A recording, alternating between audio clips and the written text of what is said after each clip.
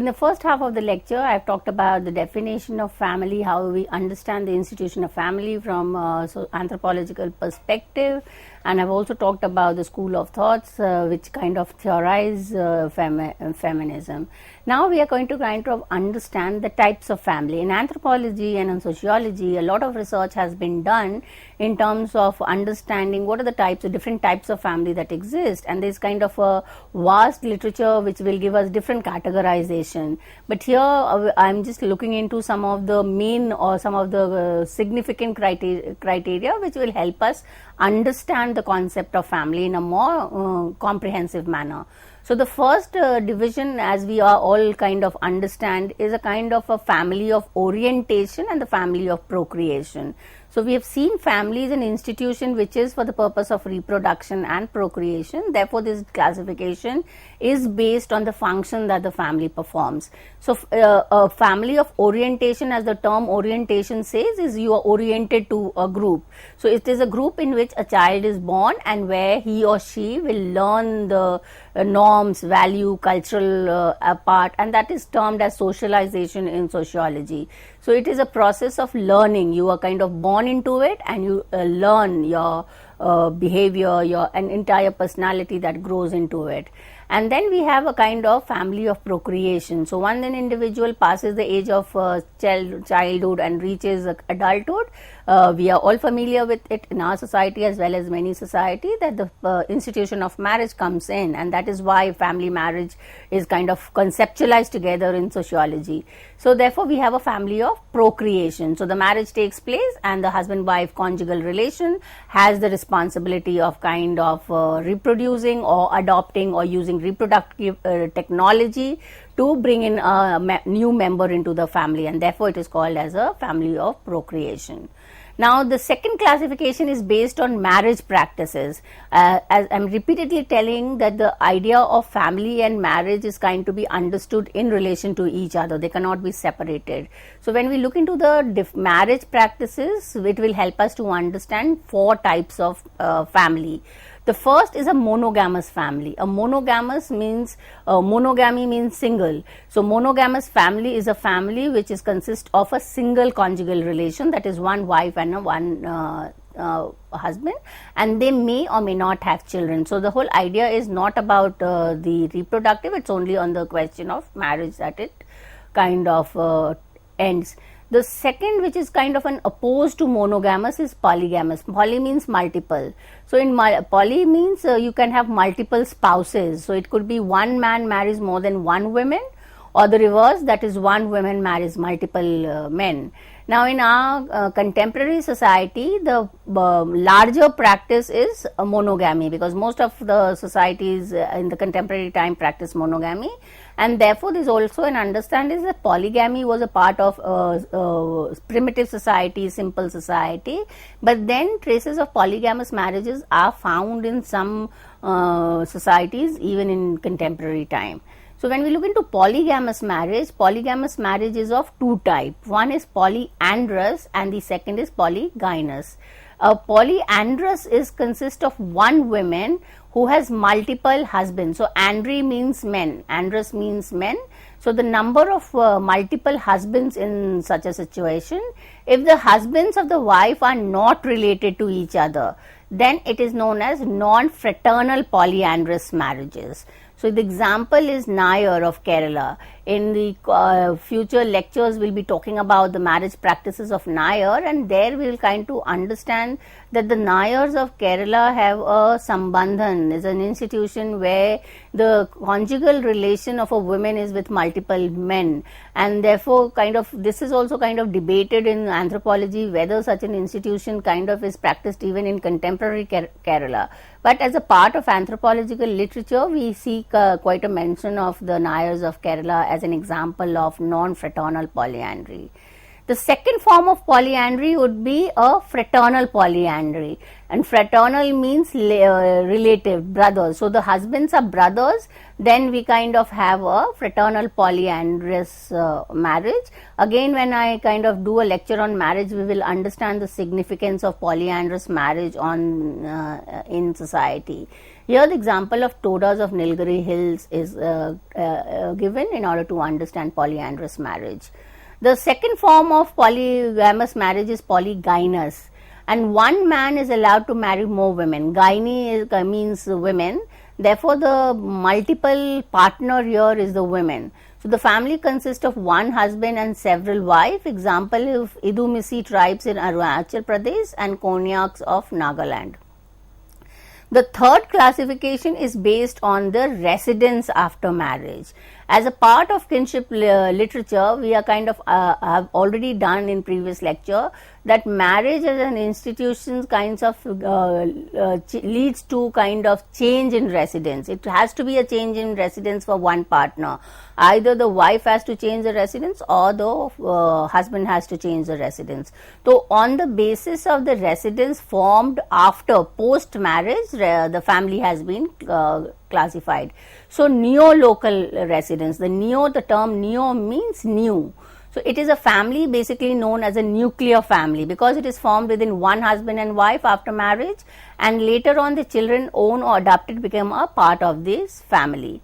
The second form of family is a patrilocal or a virilocal residence. Here the patri means pater, that is father, viri means husband. So the form of residence is that the newly married couples takes up residence in the groom's father's house.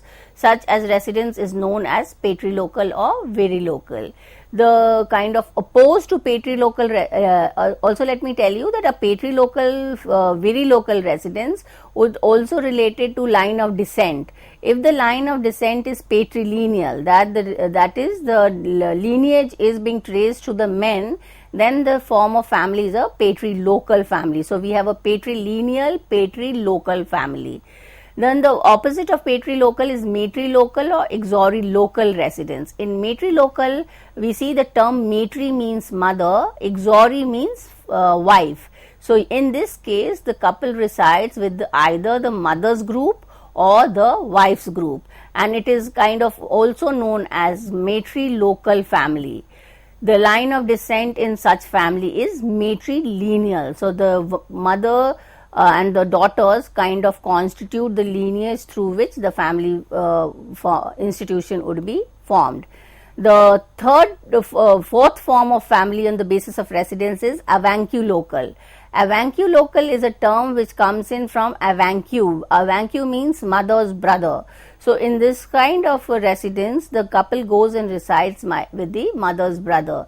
The example is again Vancu Local residence would be something which is found in simple tribal society. So the example is given of Ashanti of Ghana, and this was studied by an anthropologist called Mayor Fortis, who kind of gives us the understanding of consanguinity, complementary filiation and so forth.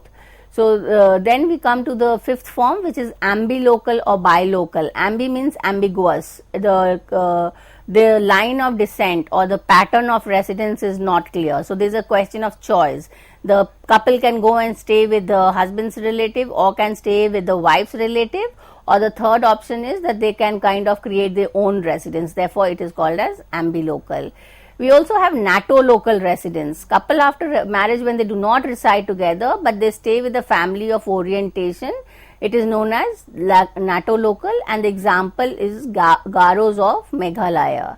Now all this while I have been discussing about family as a social institution. Now we need to understand household, and therefore a household can be defined as a group of persons sharing a home or living space who aggregate and share the income, as evident by the fact that they are regularly taking meals together in what is described as the common cooking pot. So this common cooking pot phrase will actually help us understand the distinction between family and marriage.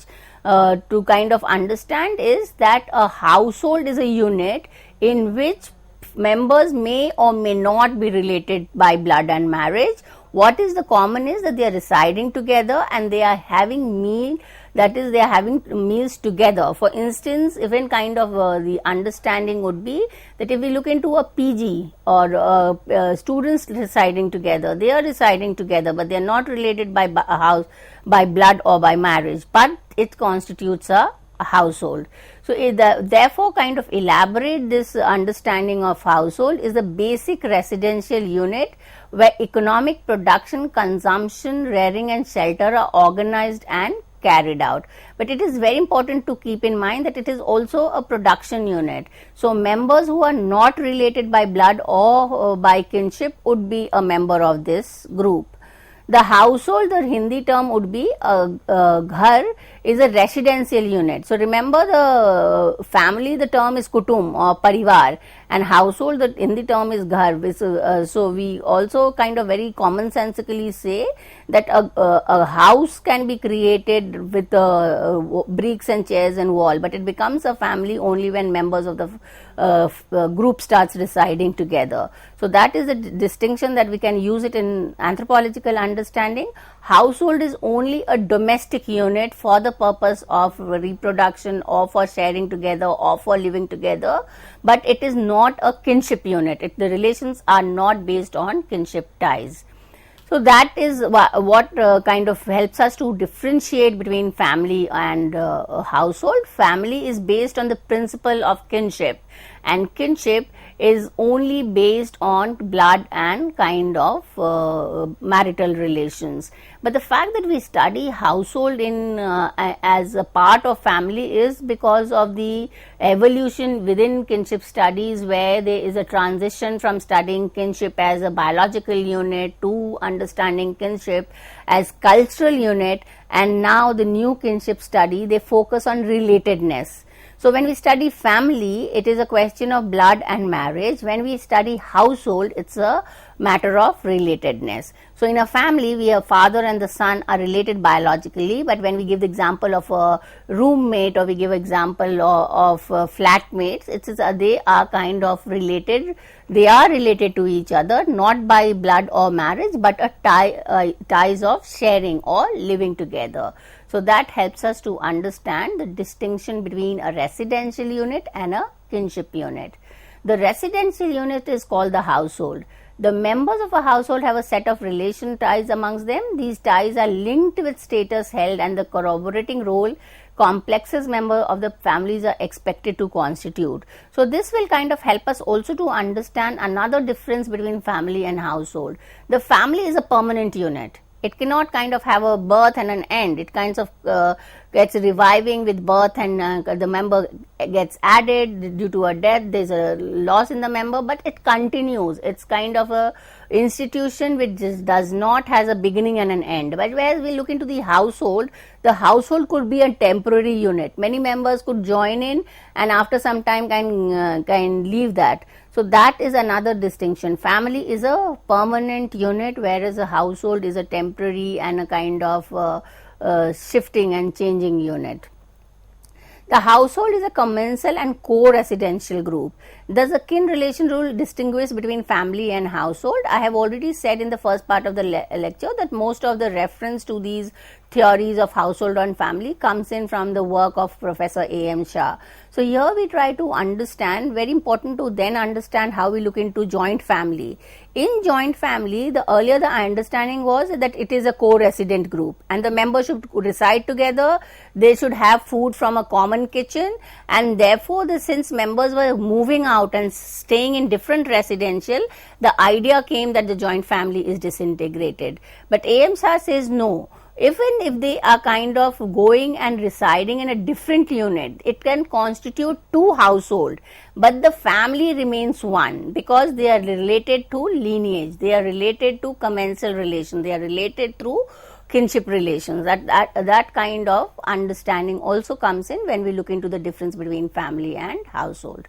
Household is an extension of family. A family can be a household, but a household need not be a family. So, I just gave you an example. Say for instance, a brother gets a job in different part of the city, he goes and resides. So, that family can be a household, it constitutes of two households of the brother. But the family is one only, which they will trace the lineage to the ancestor. a group of people can live together regardless of whether they are many kinship ties. For example, flatmates such as students, people living on their own, multiple occupancy homes for migrant workers, all these are kind of a sharing unit. It's a residential unit. And what needs to be kept in mind is that they are sharing, they have a relation of working in the same factory or studying in the same college. So, relatedness is there. What is missing is the relation of blood and marital relation. So, that is another point of distinction. A family not only consists of household, but often family is an extension of two or more household. Members, though may have separate residence, yet may belong to the same family and have familiar bonding and responsibilities. Family is kind of, along with a functional unit, is more an ideological and emotional unit. So, this again helps us to understand the transition from a joint family to a nuclear family, the assumptions which went behind it. So, they might not be residing together. So, they may not be performing the functions that we read in the functionalist perspective, yet it's an ideological unit. So, that is, we may be staying in different geographical location, yet we are connected to that family. So, if there is a crisis on the family, every member, whether you stay in that same residential unit or you stay in some part of India or you stay in America, US, UK, anywhere, you will respond to that crisis. So, therefore, you will that response itself says that you are connected to that family, and therefore, family is an ideological unit. Whereas, household is only a functional unit, because why do members stay together? Whether it be flatmate or whether it be migrant workers, they are staying together with a function in mind, that they have to do some task. So, that is another distinction between family and household. So, therefore, it is more apt to take household as the unit of analysis to understand Indian social structure rather than family. This statement is again given by Professor A.M. Shah, where he tries to tell us that if we have to understand the change taking place, we need to understand the household. So, these are not change in or disintegration of the joint family. What has actually taken place is that the number of household has increased, or the composition of household has kind of multiplied with industrialization and urbanization. So, for him, therefore, the family is not the unit from which we can understand social transformation in India, it would be the household. Family, according to them, is a group of households of agnostically related men, their wives and unmarried sisters and daughters. Now, all these thinkers who were trying to kind of understand family from a kind of perspective that they were differentiating from household were taking into mind two or three factors. One was the lineage, that they are kind of agnostically related. The second was kind of residing together in one place, and the kind of the third could be it was kind of a sharing of economic needs, and fourth could be religious functions.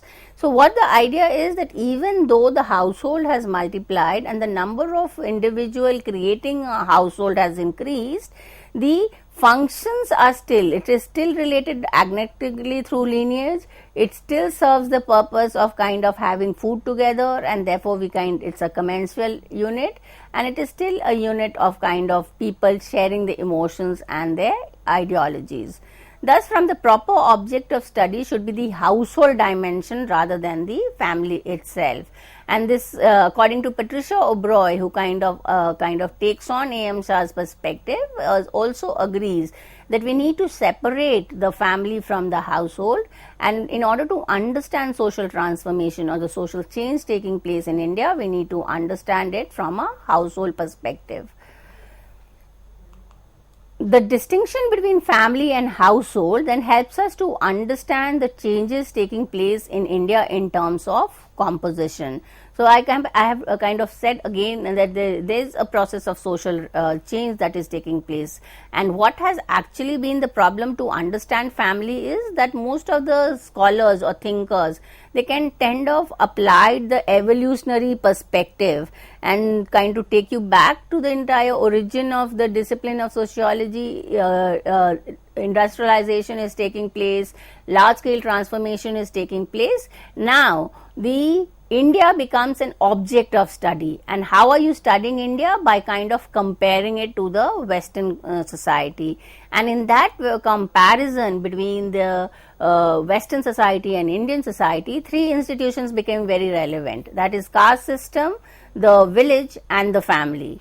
Applying an evolutionary theory, the Indologist and the Orientalist school of thought, they gave us the argument that as caste is changing to class, village is going kind of no longer the reality of India and it's becoming kind of city life. Similarly, the joint family is breaking up and kind of emerging into a nuclear family. Now, this kind of an understanding was questioned by the sociologist, and they're trying to understand that in India, the evolutionary path is not kind of universally patterned. So, even we kind of today have lot of debates and sociological understanding which tells us that caste and class coexist. Similarly, village is not kind of village life has not ended and everything has not become city. Village life still retains its importance. In the same light, therefore, the joint family as an institution of based on kinship ties is significant.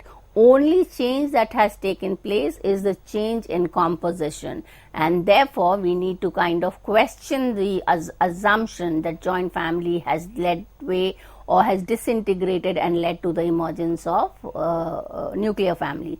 Rather, if we take the study of A.M. Shah and his study is based in the 1940s, 50s, he said there was no instance of joint family at that point of time.